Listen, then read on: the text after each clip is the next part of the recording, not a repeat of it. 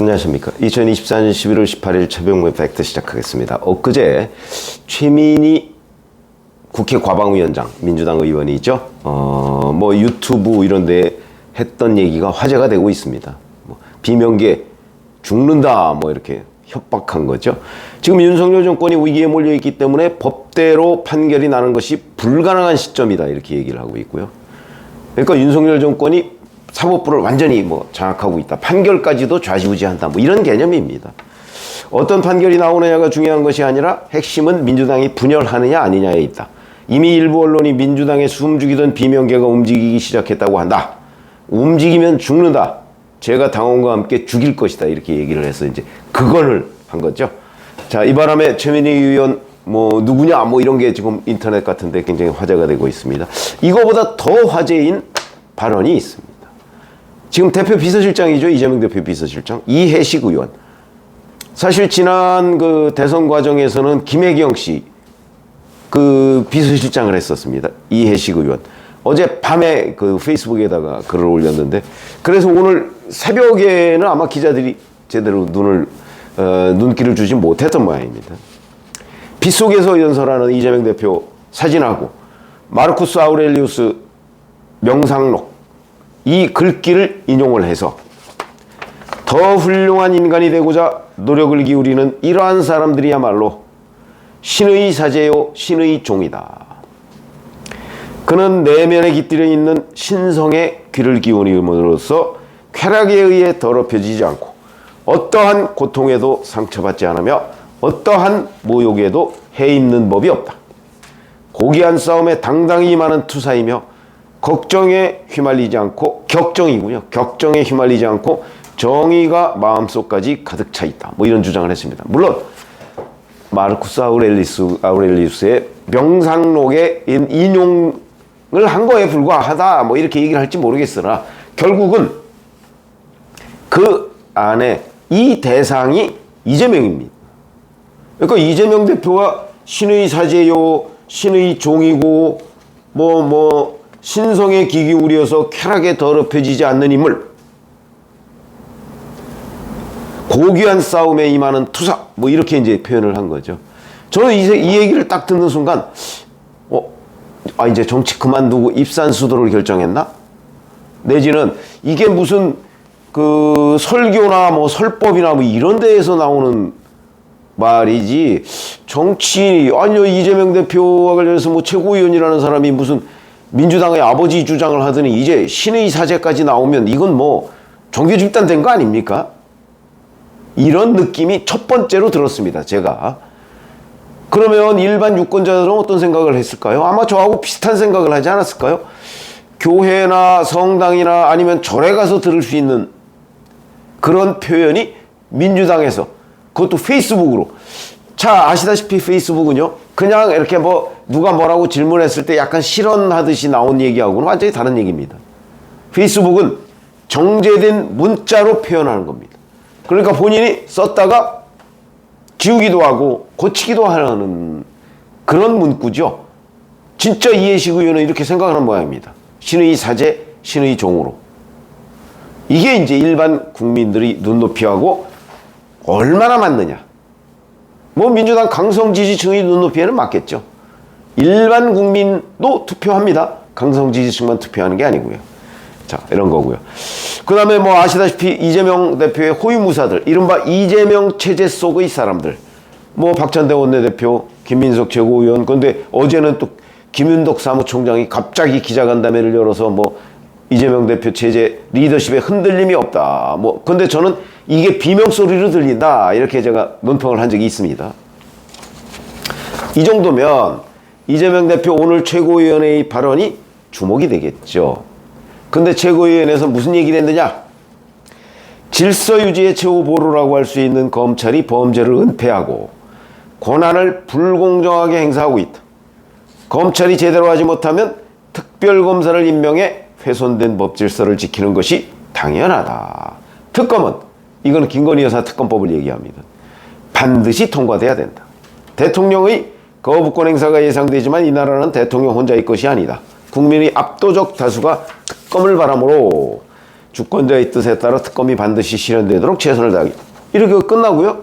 대변인을 통해서 앞으로 일정을 쭉 설명을 했습니다. 그런데 뭐 그냥 대권 행보입니다. 여전히 20일에는 국내 주식시장 활성화를 위한 일반 투자자 간담회에 참석하고요.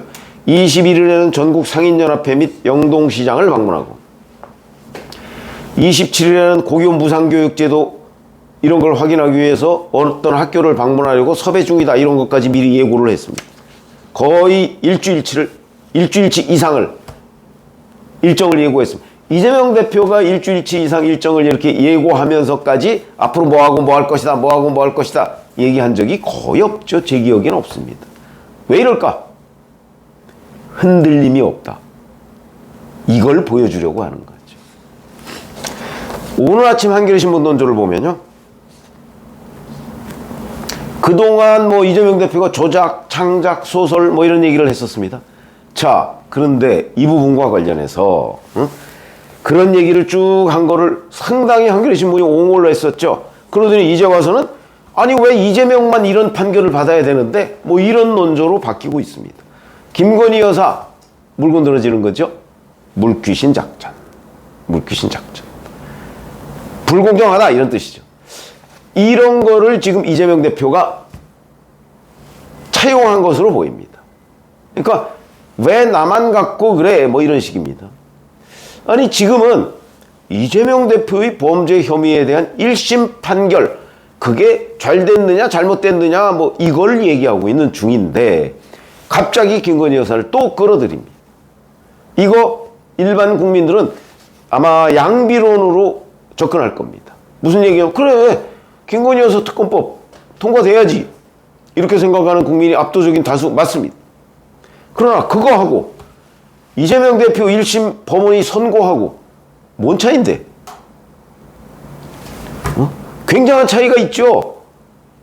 이재명 범죄 이거는 수사를 거쳐서 범죄 혐의가 있다고 법원에서 판결이 난 거고 김건희 여사는 문재인 정부에서 수사했는데 기소도 못하고 윤석열 정부에서 뭐 수사해서 기소될 거 기대할 수 있습니까? 그리고 법원 판결이 나온 것도 아닙니다. 지금 특검을 하자는 것 뿐이죠. 그렇기 때문에 굉장한 차이가 있는데 이런 거고.